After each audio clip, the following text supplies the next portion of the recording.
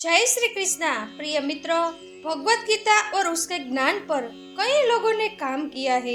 आपने शायद कितनी ही गीताएं सुनी होगी, लेकिन आज हम आपके सामने भगवत गीता की एक नई और अलग व्याख्या प्रस्तुत कर रहे हैं। इस गीता में क्या खास है?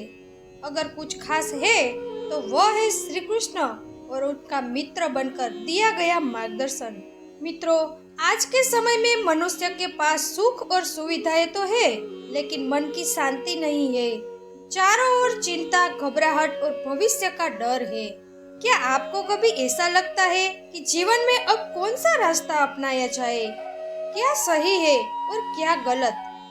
रिश्ते में कड़वाहट हो, नौकरी या व्यापार की चिंता हो, या फिर अपने ही मन में चल रहे विचारों का युद्ध हो, हम सब कहीं न कहीं फंसे हुए हैं।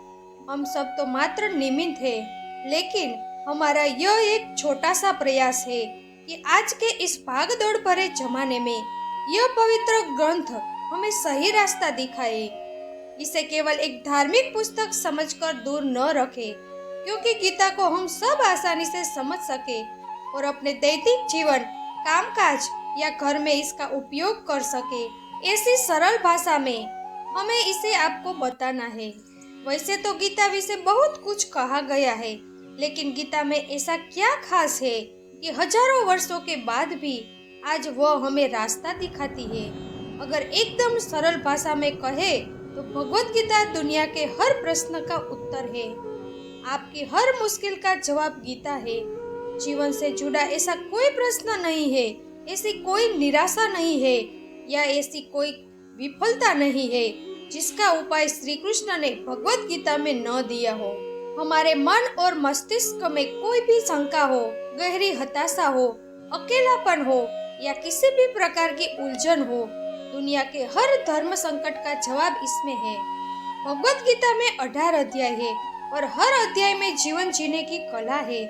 अरे भाई, आप इसे वेद या उपनिषद समझकर डरना नहीं, यह न सोचना कि यह आपकी और मेरी समझ से परे है।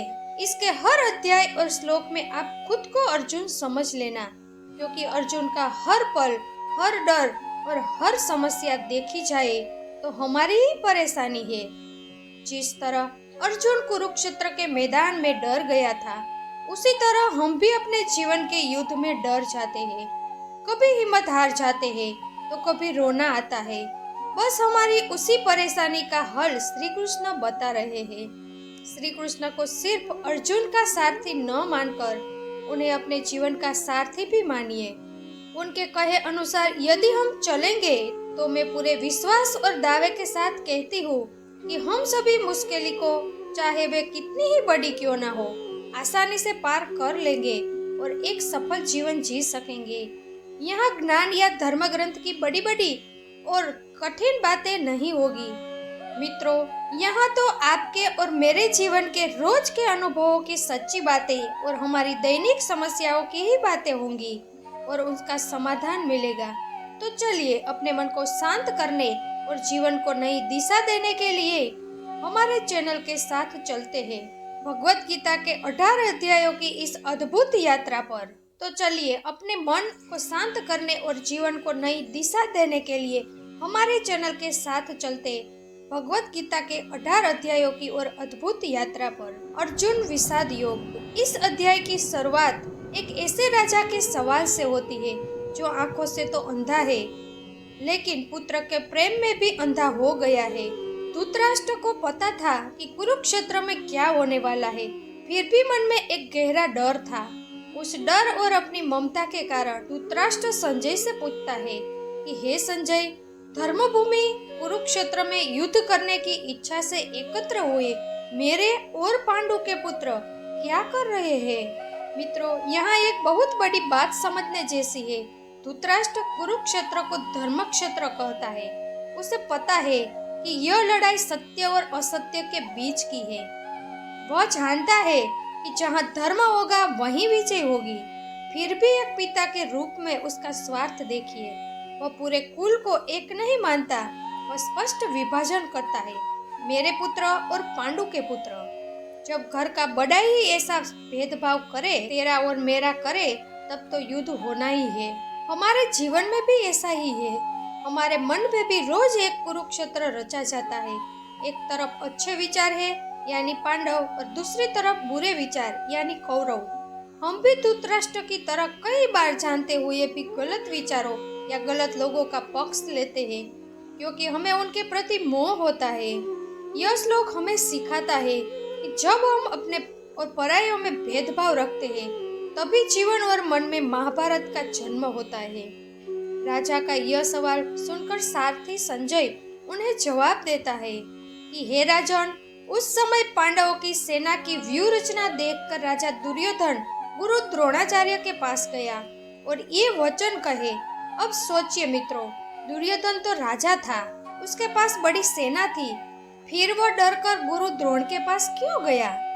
जब हमारे सामने कोई बड़ी मुसीबत आकर खड़ी होती है, तब हमारा अहंकार पिघल जाता है। पांडवों की अनुशासित और मजबूत सेना देखकर दुर्योधन के मन में घबराहट पैदा हो गई थी। उसे डर लगा कि कहीं मैं हार न जाऊं। सामान्यतः जब इंसान डर जाता है तो वह किसके पास जाता है? किसी बड़े या ज्ञानी के पास। लेकिन दुर्योधन यहाँ सलाह लेने नहीं गया, वो अपनी घबराहट छुपाने और यह पक्का करने गया है कि कहीं गुरु द्रोण पांडवों के प्रति कोमल रवैया न रखे। हमें भी जब जीवन में कोई बड़ी चुनौतियां मिलती है, तब हम बेचैन हो जाते हैं।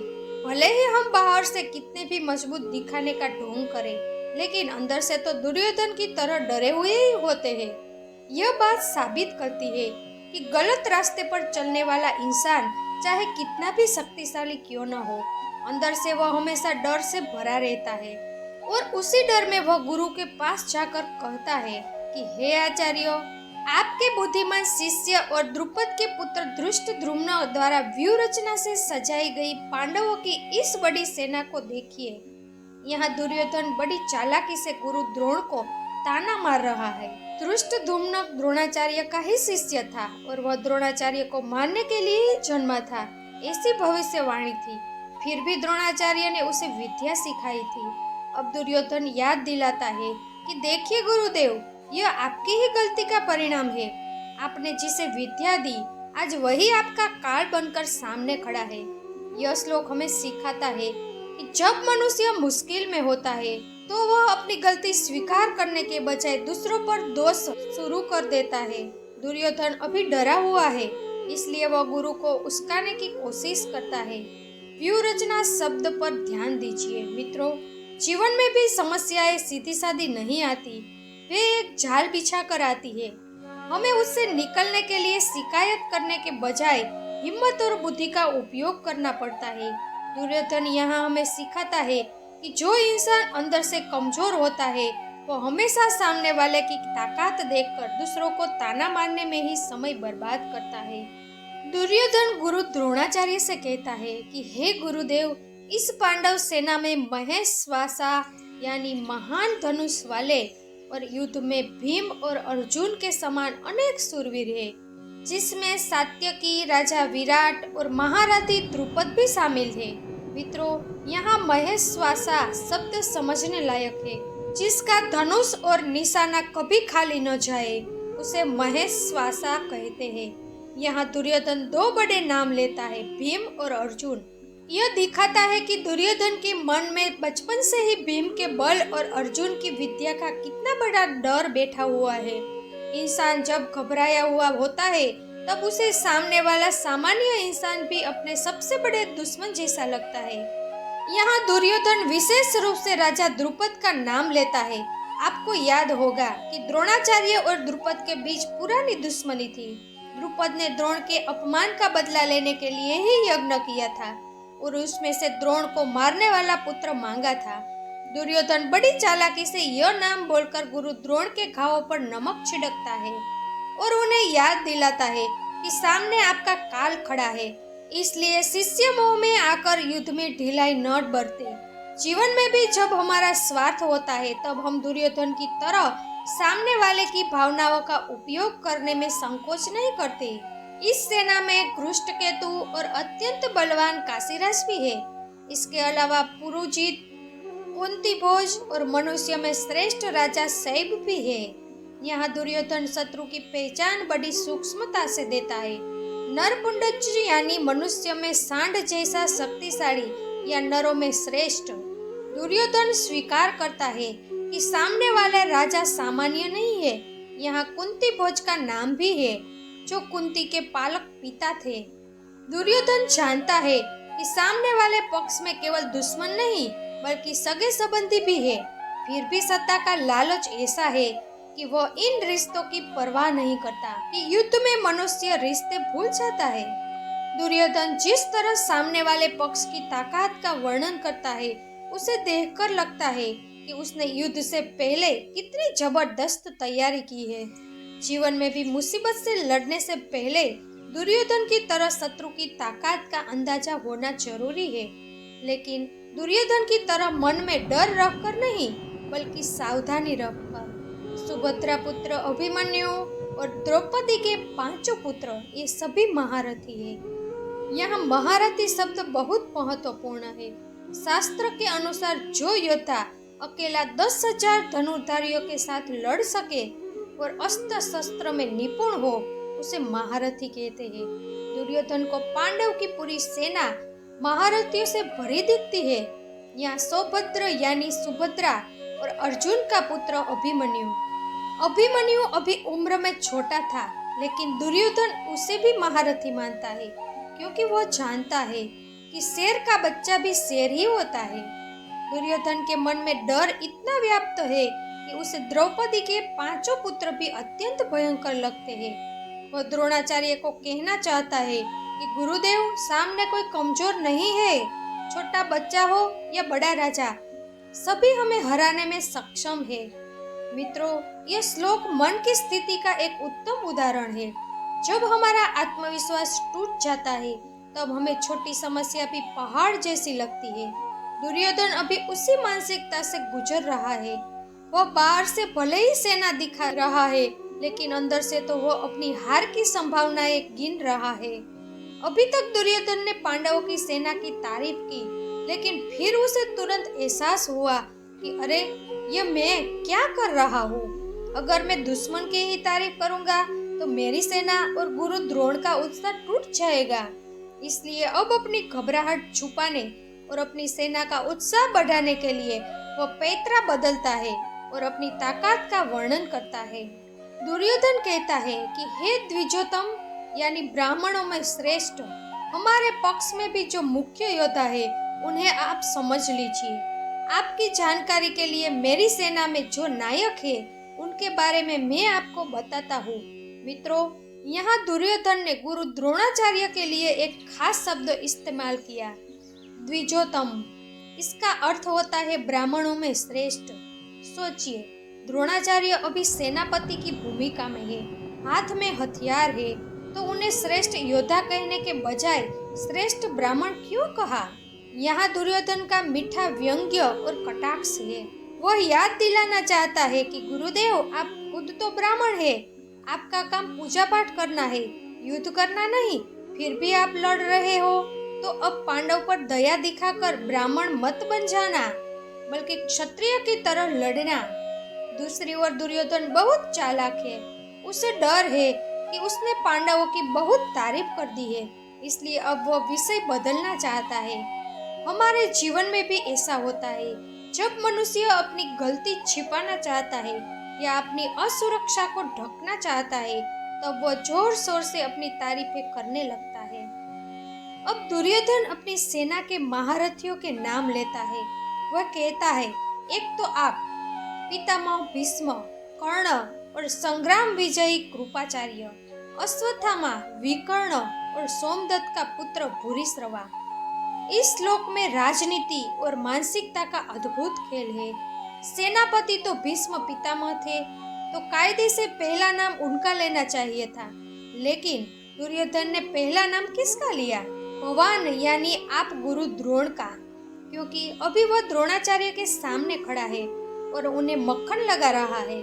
उसे डर है कि गुरु कहीं रूठ न जाए। फिर उसने कर्ण का नाम लिया। कर्ण दुर्योधन का सबसे बड़ा आधार था। और देखिए, उसने अश्वत्थामा का भी नाम लिया। अश्वत्थामा द्रोणाचार्य का पुत्र था। द्रोणाचार्य को अपने पुत्र से अंधा प्रेम था। दुर्योधन इशारों में गुरु को कह रहा था कि गुरुदेव देखिए, आपका पुत्र भी इसी युद्ध में है। अगर आप जीतेंगे तभी आपका पुत्र बचेगा। यह एक तरह का भावात्मक नाटक था। यहाँ एक नाम बहुत दिलचस्पी है, विकर्ण। विकर्ण दुर्योधन का भाई था, लेकिन वह पांडवों का पक्षधर था और द्रौपदी के चीरहरण के समय उसने विरोध किया था। फिर भी वह भाई होने के नाते कौरव के साथ लड़ रहा था। दुर्योधन उसे भी याद करता है। वह दिखाता है कि मुसीबत के समय इंसान को अपने विरोधी भी अगर वे अपने पक्ष में हो तो प्यारे लगते हैं। दुर्योधन आगे कहता है कि इसके अलावा भी कई शूरवीर हैं जो मेरे लिए अपना जीवन त्यागने को तैयार हैं। वे अनेक प्रकार के शस्त्र और अस्त्र चलाने में कुशल हैं और सभी युद्ध कला में निपुण हैं। मित्रों, यह श्लोक दुर्योधन की सबसे बड़ी करुणा और मूर्खता दोनों दिखाता है। ये सभी योद्धा तो मरे हुए ही हैं। जो इंसान अधर्म के रास्ते पर चलता है, उसका साथ देने वाले चाहे कितने भी शक्तिशाली क्यों न हो, उनका विनाश निश्चित है। दुर्योधन गर्व से कहता है कि ये सब मेरे लिए मरने को तैयार है। उसे इस बात का संतोष है कि लोग उसके लिए जान दे देंगे। लेकिन एक सच्चा राजा या नेता वह होता है जो सोचे कि मुझे अपने लोगों को जीवित रखना है, मरवाना नहीं। दुर्योधन का प्रेम केवल अपने शरीर और सत्ता तक सीमित है। दूसरों के जीवन की उसे कोई कीमत नहीं है। दुर्योधन ने अपनी सेना की तारीफ तो कर ली, लेकिन उसका मन अभी भी शांत नहीं है। उसे अंदर ही अंदर कहीं न कहीं ऐसा लगता है कि सामने वाले भी कम नहीं है। अब वो दोनों सेनाओं की तुलना करता है। दुर्योधन कहता है कि भीष्म पितामह द्वारा रक्षित हमारी यह सेना अपर्याप्त यानी अत्यंत विशाल और अजेय है, जबकि भीमसेन द्वारा रचित पांडव की यह सेना पर्याप्त यानी सीमित और जीती जा सकने वाली है। मित्रों, यह श्लोक दुर्योधन की मानसिक अस्थिरता दिखाता है। उसने अपनी सेना के सेनापति भीष्म के साथ किसकी तुलना की? पांडवों के सेनापति तो धृष्टद्युम्न थे, लेकिन दुर्योधन के नाम लिया भीम का। यह फिर साबित करता है कि दुर्योधन के दिमाग में भी भीम का डर कितना गहरा है। उसे पता है कि भीम ने कौरवों के 100 भाइयों को मारने की प्रतिज्ञा ली है। दुर्योधन खुद को दिलासा देता है कि हमारी सेना बड़ी है, लेकिन अंदर ही अंदर वो जानता है कि संख्या बल से ज्यादा मनोबल मजबूत है। अपनी सेना की तारीफ करने के बाद अचानक दुर्योधन घबरा जाता है और आदेश देता है कि इसलिए आप सभी अपने अपने मोर्चे पर और व्यूह रचना के द्वारों पर सावधान रहकर केवल भीष्म पिता की ही रक्षा करें। देखिए मित्रों, यहाँ दुर्योधन का डर स्पष्ट दिखता है। थोड़ी देर पहले वह कह रहा था कि मेरी सेना अजेय है, और अब वो कहता है कि सब छोड़ो, बस भीष्म दादा को बचाओ। उसे पता है कि जब तक भीष्म पितामह जीवित है, तब तक ही कौरवों की विजय संभव है। अगर भीष्म गिरे तो कौरवों का पतन निश्चित है। एक राजा के रूप में उसे सेना से यह कहना चाहिए था कि दुश्मनों पर टूट पड़ो, लेकिन वो कहता है कि रक्षा करो। ये आक्रमण नहीं, बल्कि बचाव की मानसिकता है। जो इंसान अंदर से हारा हुआ होता है, वो हमेशा जीतने से ज्यादा बचने के बारे में सोचता है। इस घबराहट और दुर्योधन के मन की बात कौरवों में सबसे वृद्ध और प्रतापी भीष्म पितामह समझ गए। इसलिए दुर्योधन के हृदय में हर्ष यानी खुशी उत्पन्न करने के लिए उन्होंने सिंह की तरह गर्जना करके जोर से शंख बजाया। यहाँ भीष्म पिता का व्यक्तित्व समझने जैसा है। दुर्योधन बकबक कर रहा था, डर रहा था, लेकिन भीष्म एक शब्द भी नहीं बोले। उन्होंने सीधा काम किया, शंख बजाया। यह घर के बड़े की निशानी होती है। वह बच्चे की तकलीफ देखकर भाषण देने नहीं बैठते, बल्कि उसे हिम्मत देने के लिए कार्य करते हैं। भीष्म जानते थे कि दुर्योधन अधर्मी है और युद्ध का परिणाम बुरा आएगा। फिर भी उन्होंने सेनापति के रूप में अपना कर्तव्य निभाया। उन्होंने सिंहनाद जैसा शंख बजाकर दुर्योधन से कहा कि बेटा डरो मत, मैं अभी जीवित हूँ। यह शंखनाद युद्ध की शुरुआत थी, लेकिन मजे की बात यह है कि भीष्म ने शंख युद्ध करने के लिए नहीं, बल्कि दुर्योधन को खुश करने के लिए बजाया था। भीष्म पितामह ने शंख बजाकर युद्ध का ऐलान तो कर दिया। अब क्या हुआ? कौरवों की सेना में एक साथ शोर मच गया। जो शांति थी वह पल भर में भयानक आवाजों में बदल गई। इसके बाद शंख, नगाड़े, ढोल, मृदु और रणसिंगे एक साथ बज उठे और वो आवाज बहुत भयंकर हुई। मित्रों, कल्पना कीजिए उस दृश्य की। लाखों सैनिक, हजारों हाथी घोड़ा और उसमें एक साथ बजते हजारों वाद्य। यह कोई संगीत नहीं था बल्कि काल की आवाज थी। कौरवों ने सोचा था कि ऐसी बड़ी आवाज करके हम पांडवों को डरा देंगे। युद्ध और जीवन में भी ऐसा ही होता है। जो पक्ष कमजोर होता है या जिसके पास सत्य नहीं होता, वह अक्सर शोर मचाकर सामने वाले को दबाने की कोशिश करता है। कौरवों की सेना ने अभी वैसा ही शोर किया, लेकिन क्या पांडव इस आवाज से डर गए? नहीं। अब देखिए पांडवों की तरफ से कैसी भव्य एंट्री होती है। इसके बाद सफेद घोड़े में जुते हुए उत्तम और विशाल रथ में बैठे श्री कृष्ण और पांडुपुत्र अर्जुन ने अपने अपने दिव्य शंख बजाए। इस श्लोक में छिपे संकेत बहुत गहरे हैं। सफेद रंग शांति और सत्य का प्रतीक है। कौरव चाहे कितना भी काला कोलाहल करे, पांडवों के पक्ष में तो साक्षात प्रकाश है। यह कोई सामान्य रथ नहीं था। इसे अग्निदेव ने अर्जुन को भेंट में दिया था, जो जल न सके ऐसा और अत्यंत मजबूत था और जिसके सारथी स्वयं भगवान थे। और तीसरा, संजय कहता है कि उन्होंने दिव्य शंख बजाए। कौरवों के शंख और वाद्य केवल भयंकर थे, लेकिन कृष्ण और अर्जुन के शंख दिव्य यानी अलौकिक थे। जब भगवान आपके साथ हो तो मित्रों, आपकी आवाज शोर नहीं बनती बल्कि शंखनाद बन जाती है। माधव और अर्जुन ने कौरवों के शोर का जवाब बिना घबराए पूरी शान और ठाठ से दिया। ऋषिकेश यानी कि कृष्ण ने पांचजन्य नामक शंख बजाया। धनंजय यानी कि अर्जुन ने देवदत्त नामक शंख बजाया और भयानक कर्म करने वाले तथा भेड़िए जैसी पेट वाले भीमसेन ने पौंड्र नामक महाशंख बजाया। मित्रों, यहाँ हर किसी के शंख का नाम है जिसका एक महत्व है। श्री कृष्ण का शंख पांचजन्य था। कहा जाता है कि यह शंख एक दैत्य की हड्डी से बना था, जो विजय का प्रतीक है। अर्जुन का शंख देवदत्त था, जो इसे इंद्रदेव ने भेंट दिया था। लेकिन सबसे दिलचस्प वर्णन यहाँ भीम का है। भीम के लिए दो विशेषण इस्तेमाल किए हैं, भीमकर्मा और वृकोदर। भीमकर्मा यानी जो डरावने और कठिन काम करता है, और वृकोदर यानी जिसकी भूख भेड़िए जैसी है। भीम केवल खाने में ही नहीं बल्कि दुश्मनों को पचाने में भी माहिर था। उसका शंख पौंड्र भी उसी की तरह विशाल था।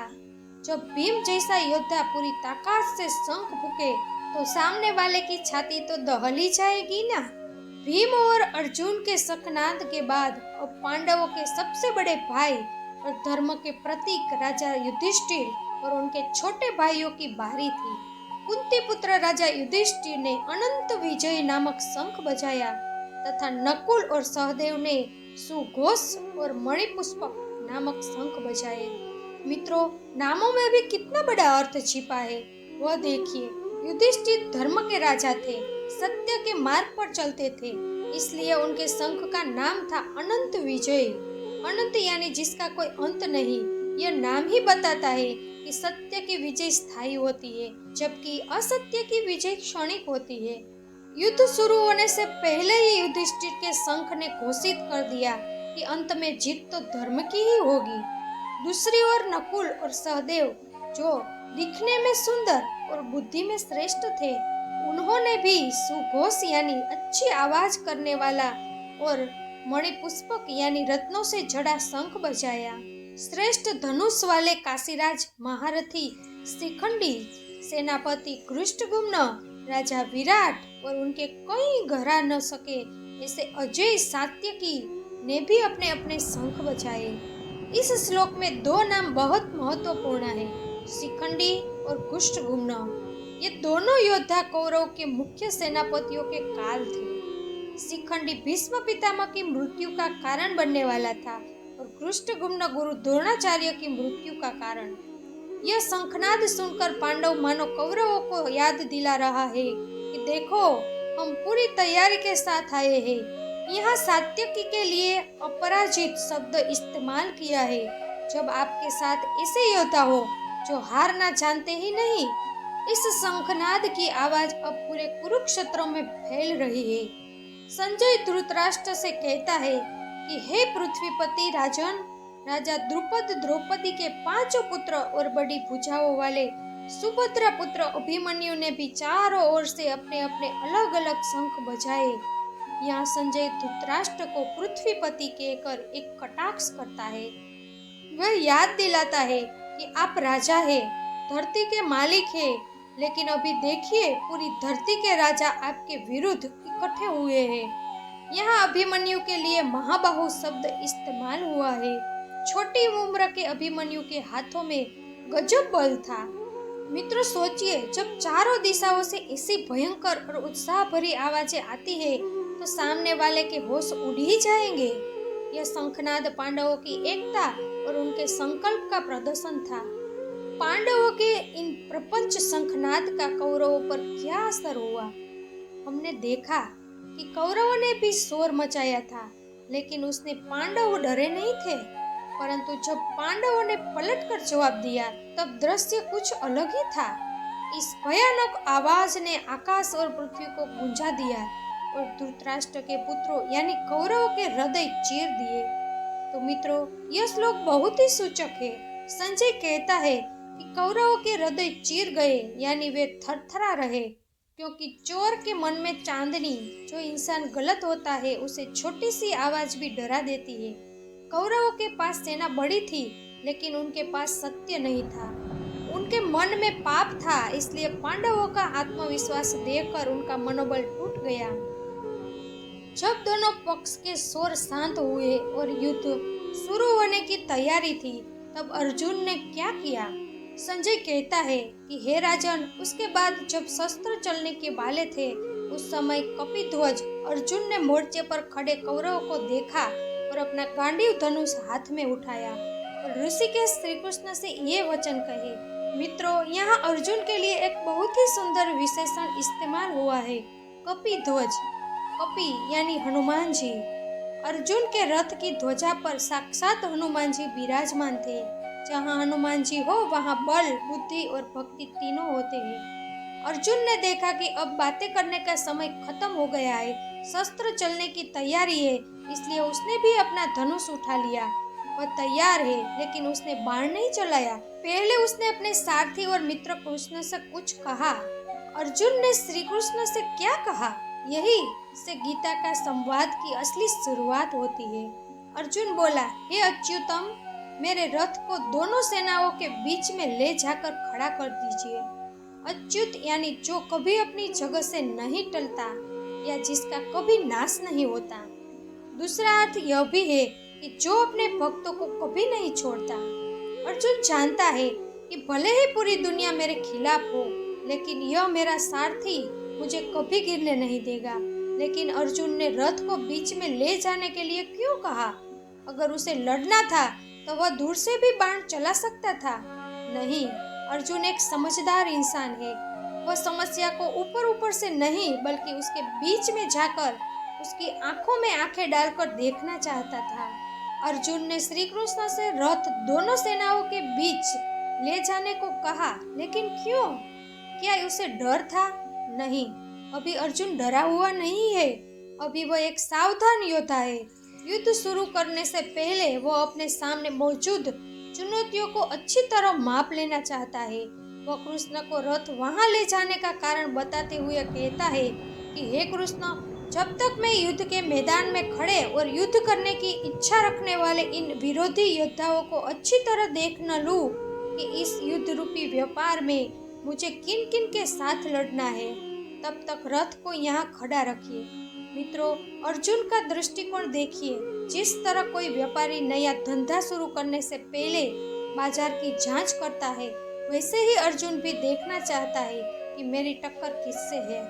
अर्जुन केवल योद्धाओं को नहीं देखना चाहता, बल्कि उनकी मानसिकता भी जानना चाहता है।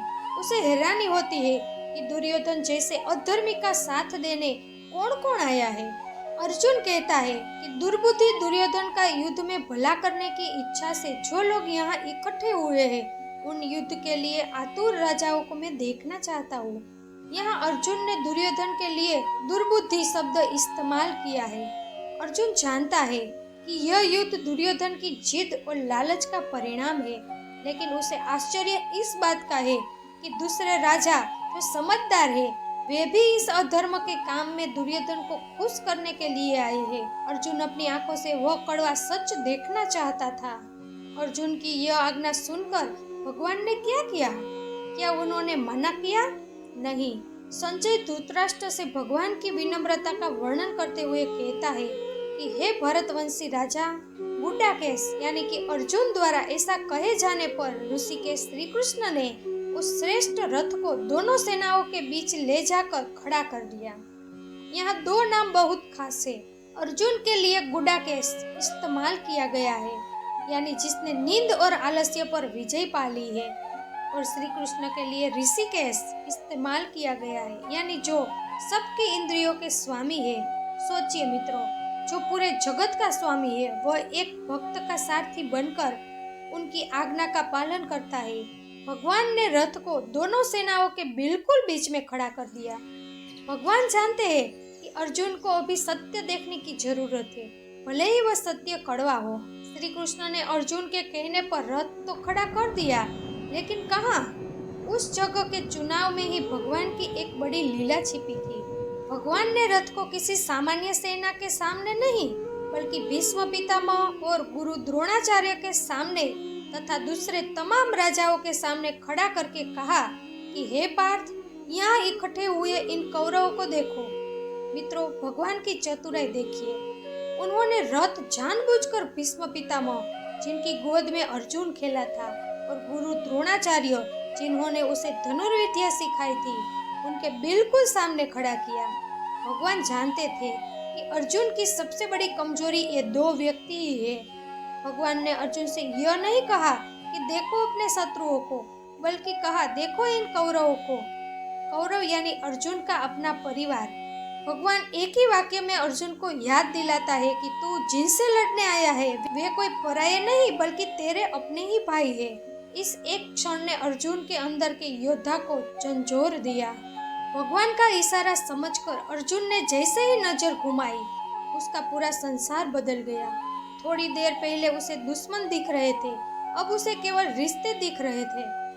वहां पार्थ ने दोनों पक्ष की सेनाओं में खड़े काकाओं, दादाओं, गुरुओं, मामाओं, भाइयों, पुत्रों, पौत्रों तथा मित्रों को देखा। अर्जुन युद्ध के मैदान में आया था मरने के लिए, लेकिन अब वह रिश्तों की गिनती करने लगा। उसे भीष्म में दादा का प्रेम दिखता है, द्रोण में गुरु का ज्ञान दिखता है, और कौरवों में भाई का नाता दिखता है। जब हमारे सामने हमारा प्रिय व्यक्ति खड़ा हो तो उसके हाथ की तलवार नहीं दिखती, उसका चेहरा दिखता है। अर्जुन भी अभी उसी भावनाओं के भंवर में फंस गया है। अर्जुन की नजर केवल सामने वाले पक्ष पर ही नहीं रुकती, वह दोनों पक्षों में देखता है और उसे समझ आता है कि इस युद्ध का परिणाम भयंकर होगा। उसने दोनों सेनाओं में खड़े ससुरों और मित्रों को भी देखा। वह कुंती पुत्र अर्जुन इस तरह युद्ध के लिए खड़े उन सभी अपने बांधवों को देखकर यहाँ बात अधूरी रहती है, जो अगले श्लोक में अर्जुन के विषाद के रूप में बाहर आएंगी। लेकिन यहाँ समझने वाली बात यह है कि अर्जुन ने दोनों सेनाओं में देखा, उसे समझ गया कि मरने वाला कोई भी हो, नुकसान तो परिवार का ही है, यानी ऐसा मित्र जो बदले में कुछ चाहे बिना भला करे। अर्जुन को दोनों तरफ ऐसे जिगरी मित्र देखे जो एक दूसरे को काटने को तैयार थे। यह दृश्य देखकर अर्जुन का मोह जाग उठा। हमने देखा कि अर्जुन ने रण क्षेत्र में अपने सगे संबंधियों को देखा। इस दृश्य के बाद दुनिया के सबसे महान योद्धा की क्या हालत हुई? क्या उसने युद्ध की तैयारी की? नहीं, उसके अंदर एक ऐसा तूफान उठा जिसने उसके शरीर और मन दोनों को तोड़ दिया। अर्जुन बोला, हे कृष्ण, युद्ध करने की इच्छा से यहाँ खड़े इन मेरे स्वजनों यानी अपने लोगों को देखकर मैं अत्यंत करुणा और शोक से भर गया हूँ। दया होना अच्छी बात है, लेकिन जब युद्ध के मैदान में शत्रु पर दया आए तो वह कमजोरी बन जाती है। अर्जुन अभी मोह के कारण कमजोर पड़ गया है। उसने कौरवों को अत्याचारी या शत्रु नहीं कहा, बल्कि स्वजन कहा। जब हमें सामने वाले में अपना आदमी दिखता है, तब हम उससे लड़ नहीं पाते।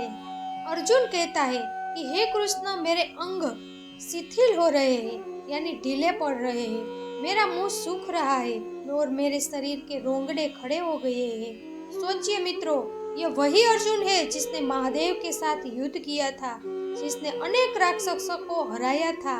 आज उसकी यह हालत क्यों? इसे कहते हैं घबराहट। जब मन पर कोई बड़ा बोझ आता है तो शरीर साथ छोड़ देता है। अर्जुन कोई कायर नहीं है, लेकिन अभी वह जिस परिस्थिति में है वहाँ उसकी हिम्मत टूट रही है। मुंह सूख रहा है और हाथ पैर कांपना डर की निशानियां है। लेकिन यह डर मौत का नहीं है, यह डर पाप करने का और अपने को खोने का है। अर्जुन आगे अपनी वेदना व्यक्त करते हुए कहता है कि मेरे हाथ से मेरा गांडीव धनुष्य फिसल रहा है और मेरी त्वचा भी जल रही है। मेरा मन इतना भ्रमित हो रहा है कि मैं अब यहाँ खड़ा रहने में भी समर्थ नहीं हूँ। गांडीव अर्जुन का अभिमान था, उसकी शक्ति थी। उसने कभी अपने सपने में भी गांडीव को हाथ से छूटने नहीं दिया है, लेकिन आज वह धनुष उसे पकड़ना भारी लग रहा है, क्योंकि धनुष अब उसे रक्षक नहीं बल्कि अपने ही भाइयों का हत्यारा लग रहा है। अर्जुन कहता है, मेरा मन चकरा गया है, उसे अब क्या करना चाहिए और क्या नहीं, कुछ समझ नहीं आ रहा। वह रथ में बैठ जाना चाहता है। अर्जुन की हालत तो हमने देखी, लेकिन अब वह केवल शारीरिक तकलीफ की बात नहीं करता, वह अपने पीछे हटने की जिद को सही साबित करने के लिए तर्क देता है। अर्जुन कहता है कि हे केशव, मुझे लक्षण यानी शकुन भी विपरीत दिख रहे हैं और युद्ध में अपने स्वजनों को मारकर मुझे कोई कल्याण भी नहीं दिख रहा है। यहाँ अर्जुन श्री कृष्ण को केशव कहता है। अर्जुन कहता है कि मुझे बुरे शकुन दिख रहे हैं। जब इंसान का मन डर जाता है तब उसे कुदरत में भी अमंगल ही दिखता है। अर्जुन कहता है कि स्वजनों को मारकर श्रेय यानी कल्याण कैसे हो सकता है। अर्जुन अब हताशा में यहाँ तक कह देता है कि उसे जीत या राजपट किसी की जरूरत नहीं है। अर्जुन कहता है कि हे कृष्ण, मैं विजय नहीं चाहता, मुझे राज्य नहीं चाहिए और सुख भी नहीं चाहिए। हे गोविंद, हमें ऐसे राज्य से क्या काम, ऐसे भोग विलास से क्या, और इस जीवन में भी क्या फायदा। लेकिन यह स्मशान वैराग्य जैसा है जो डर के कारण आया है। अर्जुन श्री कृष्ण को गोविंद कहता है। वह पूछता है कि जिसके लिए हम यह सब करते हैं, अगर वही नहीं रहेंगे तो यह राज्य किसे दिखाना है। मित्रों, यह बहुत बड़ा जीवन मंत्र है। हम पूरी जिंदगी भागदौड़ करते हैं, पैसा कमाते हैं, लेकिन किसके लिए? परिवार के लिए। और अगर वह परिवार ही साथ न हो तो वह महल जैसा घर या करोड़ों रुपये किस काम के हैं। अर्जुन अपनी बात साबित करने के लिए आगे दलील दिखाता है कि मैं किसके लिए यह युद्ध लड़ूं। अर्जुन कहता है कि हम जिनके लिए राज्य, भोग और सुख की इच्छा रखते हैं, वे ही लोग यहाँ धन और जीवन की आशा छोड़कर युद्ध में खड़े हैं। देखिए, ये गुरुजन, काका, पुत्र, दादा, मामा, ससुर, पौत्र, साले और दूसरे सगे संबंधी यहाँ मरने के लिए तैयार है। यहाँ अर्जुन की दलील बहुत तार्किक लगती है। वह कहता है कि मुझे राज्य चाहिए था तो इन सबको सुख देने के लिए चाहिए था, लेकिन ये लोग तो सामने खड़े हैं और वह भी जान देने के लिए, तो फिर मैं राजा बनकर क्या करूँगा। अर्जुन की यह उलझन हमें भी छूती है। कई बार हम अपने बच्चों या परिवार के भविष्य के लिए इतना काम करते हैं कि उन्हें समय ही नहीं दे पाते, और अंत में अर्जुन अपनी बात का निचोड़ देते हुए कहता है कि भले ही मुझे तीनों लोगों का राज्य मिले, फिर भी मैं यह पाप नहीं करूँगा। अर्जुन कहता है कि हे मधुसूदन, मुझे मारने पर भी मैं इन लोगों को मारना नहीं चाहता, तो फिर केवल इस पृथ्वी के राज्य के लिए तो बात ही क्या करनी। अरे, तीनों लोगों के राज्य के लिए भी मैं यह काम नहीं करूँगा। श्री कृष्ण को अर्जुन मधुसूदन कहता है, यानी मधु नामक दैत्य को मारने वाला। वो कहता है कि कृष्ण, आपने दैत्य को मारा था, लेकिन यह जो मेरे सामने खड़े हैं वे दैत्य नहीं, मेरे भाई है। भले ही वे मुझे मार डाले, मैं हंसते हंसते मर जाऊंगा, लेकिन मैं उन पर हाथ नहीं उठाऊंगा। इसे कहते हैं मोह की पराकाष्ठा। अर्जुन अभी अहिंसा की बात करता है, लेकिन यह सच्ची अहिंसा नहीं है, यह तो कायरता है जो प्रेम के रूप में बाहर आई है। अर्जुन अब अपनी बात को एक नया मोड़ देता है। अब वो पाप और पुण्य का हिसाब लगाता है। उसे डर है कि अगर वह यह युद्ध करेगा तो उसे नरक में जाना पड़ेगा। वह श्री कृष्ण से पूछता है, इन अपराधियों को मारकर हमें क्या मिलेगा? अर्जुन कहता है, हे जनार्दन, धृतराष्ट्र के पुत्र को मारकर हमें क्या प्रसन्नता होगी? इनको मारकर हमें तो केवल पाप ही मिलेगा। मित्रों, यहाँ अर्जुन ने कौरवों के लिए एक बहुत कड़ा शब्द इस्तेमाल किया है, आतताई। शास्त्रों में आतताई उसे कहते हैं जो आग लगाए, जहर दे, हथियार लेकर मारने दौड़े, धन लूट ले, जमीन हड़प ले या पराई स्त्री का अपहरण करे। कौरवों ने पांडवों के साथ यह सब किया था, फिर भी अर्जुन कहता है कि हमें पाप लगेगा क्योंकि वे उसके भाई भी हैं। अब अर्जुन अपनी तुलना कौरवों से करता है और खुद को ज्यादा समझदार बताता है। वे कहता है कि इसलिए हे माधव, अपने ही बांधव धृतराष्ट्र के पुत्रों को मारने के लिए हम योग्य नहीं है, क्योंकि अपने ही कुटुंब को मारकर हम कैसे सुखी होंगे। अर्जुन कहता है कि क्या परिवार की लाशों पर महल बनाकर कोई सुखी हो सकता है? अर्जुन यहाँ एक बहुत बड़ी गलती कर रहा है। वो मानता है कि केवल शारीरिक संबंध यानी स्वजन होना ही सर्वस्व है, या भूल जाता है कि जब स्वजन ही अधर्म करे तो वो स्वजन नहीं शत्रु बन जाता है। लेकिन अर्जुन की आंखों पर अभी प्रेम की पट्टी बंधी है। अर्जुन आगे दलील देता है कि भले ही कौरव अंधे हो गए हो, लेकिन हम तो देख सकते हैं ना। अर्जुन कहता है कि हालांकि लोभ से जिनकी बुद्धि भ्रष्ट हो गई है, वे लोग कुल के नाश से होने वाले दोष को और मित्रों से द्रोह करने के पाप को नहीं देख रहे हैं। लेकिन हे जनार्दन, कुल के नाश के दोष को जानने वाले हम लोगों को इस पाप से दूर रहने का विचार क्यों नहीं करना चाहिए? मित्रों, यह अर्जुन की बौद्धिक दलील है। वे कहता है कि वे पागल हुए हैं, लेकिन वह तो समझदार है। अगर पागल आदमी पत्थर मारे तो क्या समझदार को भी पत्थर मारना चाहिए? अर्जुन खुद को महान साबित करने की कोशिश करता है कि मैं समझदार हूँ, इसलिए युद्ध नहीं करूँगा। अब अर्जुन एक समाज चिंतक की तरह बात करता है। उसे चिंता है कि अगर यह युद्ध हुआ और सभी पुरुष मरे गए तो समाज का क्या होगा? अर्जुन कहता है कि कुल के नाश से सनातन कुल धर्म नष्ट हो जाता है और धर्म का नाश होने पर बाकी बचे पूरे कुल को भी अधर्म दबा लेता है। मित्रों, अर्जुन की यह चिंता बहुत वाजिब है। वे कहता है कि युद्ध में लाखों पुरुष मारे जाएंगे, घर के बड़े मर जाएंगे, तो फिर आने वाली पीढ़ी को संस्कार कौन देगा? जब घर में कोई मार्गदर्शन देने वाला नहीं रहता, तब उस परिवार में अराजकता फैल जाती है। अर्जुन कहता है कि अगर धर्म और संस्कार देने वाले ही नहीं रहेंगे तो पूरे समाज में अधर्म फैल जाएगा। अर्जुन की चिंता अब कुल और धर्म के नाश से आगे बढ़कर समाज की व्यवस्था तक पहुंची है। अर्जुन कहता है कि हे कृष्ण, जब कुल में पाप बढ़ जाता है तब कुल की स्त्रियां दूषित हो जाती है। जब स्त्रियां दूषित होती है तब वर्ण संकर प्रजा उत्पन्न होती है। अर्जुन की चिंता यह है कि युद्ध में घर के रक्षक यानी पुरुष मारे जाएंगे और जिस घर में रक्षा करने वाला कोई न हो वहाँ असुरक्षा बढ़ जाती है। शास्त्र मानते हैं कि स्त्री संस्कृति की वाहक है। अगर माता ही सुरक्षित न हो या वह संस्कार भूल जाए तो आने वाला बच्चा कैसा होगा? अर्जुन कहता है कि इससे वर्ण संकर प्रजा जन्म लेती है। ऐसी पीढ़ी जिसे अपने धर्म, कर्म या पूर्वजों के संस्कारों का ज्ञान नहीं होता, और अगर ऐसी संस्कार विहीन पीढ़ी आई तो उसका परिणाम क्या होगा? अर्जुन आगे कहता है कि ऐसी वर्ण संकर प्रजा कुल घातियों को और पूरे कुल को नरक में ले जाने का कारण बनती है। पिंड और पानी की क्रियाएं यानी श्राद्ध तर्पण लुप्त हो जाने से उनके पितर भी गिर जाते हैं और दुर्गति पाते हैं। यह श्लोक हमारी भारतीय परंपरा की जान है। अर्जुन कहता है कि हे कृष्ण, हम तो मर जाएंगे, लेकिन हमारे पितृ जो ऊपर बैठे हैं उन्हें भी दुख होगा कि मेरे वंश में अब मुझे पानी देने वाला भी कोई नहीं है। मित्रों, अर्जुन की यह बात हमें भी लागू होती है। आज हम देखते हैं कि कई घरों में पितृ कार्य भुलाए जा रहे हैं और शायद इसलिए घरों में शांति नहीं है। इस अराजकता का अंतिम परिणाम क्या होगा?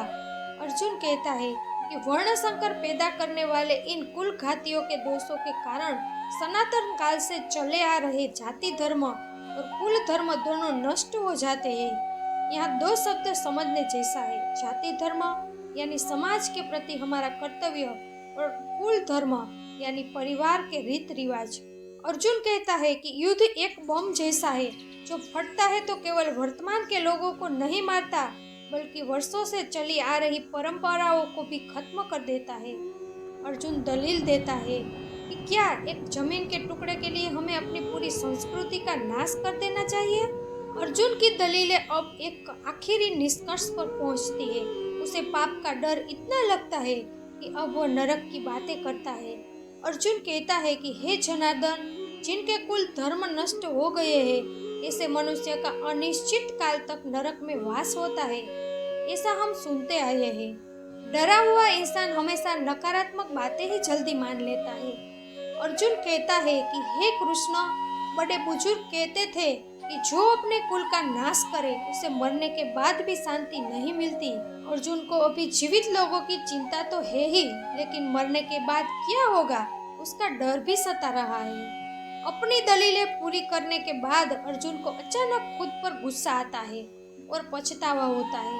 अर्जुन अत्यंत दुख के साथ कहता है कि अरे रे रे, कितने शौक की बात है कि हम बुद्धिमान होने के बावजूद महान पाप करने को तैयार हो गए हैं। मात्र राज्य और सुख के लोभ के कारण हम अपने ही स्वजनों को मारने के लिए तैयार हुए हैं। अर्जुन सोचता है कि दुर्योधन तो मूर्ख है, लेकिन हम तो समझदार पांडव है ना, तो फिर हम भी लोभ में आकर इतना बड़ा पाप कैसे सोच सकते हैं? मित्रों, आत्मनिरीक्षण अच्छी बात है, लेकिन जब वो हद से बाहर जाए तो वो अपराध बोध बन जाता है। अर्जुन अभी उसी अपराध बोध में दब गया है। यह पश्चाताप अर्जुन को इस हद तक ले जाता है कि अब वो मरने के लिए तैयार हो जाता है। वह युद्ध के मैदान में हथियार डाल देने की बात करता है। अर्जुन कहता है कि यदि प्रतिरोध न करने वाले और शस्त्र रहित मुझको हाथ में शस्त्र धारण किए हुए धृतराष्ट्र के पुत्र रण में मार डाले तो वह मरना भी मेरे लिए ज्यादा कल्याणकारी होगा। सोचिए मित्रों, दुनिया का श्रेष्ठ धनुर्धर क्या बोल रहा है। वह कहता है कि मैं सामना नहीं करूंगा, भले ही कौरव मुझे मार डाले। वह मरने को तैयार है, लेकिन मारने को नहीं। उसे लगता है कि अगर मैं मर जाऊंगा तो युद्ध रुक जाएगा और सब बच जाएंगे। इसे त्याग कहे या पलायन। ऊपर से देखे तो यह त्याग लगता है, लेकिन वास्तव में वह जिम्मेदारी से भागने की वृत्ति है। और अंत में संजय इस पहले अध्याय का अंत करते हुए धृतराष्ट्र को बताता है कि अर्जुन ने क्या किया। संजय कहता है कि युद्ध के मैदान में इस प्रकार कहकर शोक से व्याकुल मन वाले अर्जुन ने बाण सहित अपने धनुष का त्याग कर दिया और रथ के पिछले भाग में बैठ गए। मित्रों, कल्पना कीजिए उस दृश्य की। दोनों सेनाएं तैयार खड़ी है, शंख बज चुके हैं, सब अर्जुन के आदेश का इंतजार कर रहे हैं और बिल्कुल उसी समय अर्जुन अपना गांडीव धनुष नीचे फेंक देता है और रथ में सिर पकड़कर बैठ जाता है। यानी उसका मन शोक से भर गया है। यहीं पहला अध्याय खत्म होता है। एक नाटकीय मोड़ पर कहानी रुकती है। तो मित्रों, मैं आशा करती हूँ कि ये माहिती आपको जरूर पसंद आई होगी और इनमें से आपको बहुत कुछ सीखने को मिला होगा। तो वीडियो को लाइक करके कमेंट में जय श्री कृष्ण जरूर लिखना।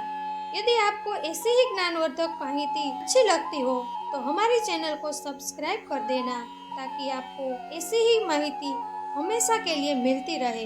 यदि आप दूसरे अध्याय के बारे में जानना चाहते हैं तो कमेंट में अवश्य लिखिए। भगवान आपकी सभी मनोकामनाएं पूर्ण करे, हमेशा खुश रहे, हंसते रहे, मुस्कुराते रहे। फिर मिलेंगे नए वीडियो के साथ। तब तक के लिए जय श्री कृष्णा। राधे राधे।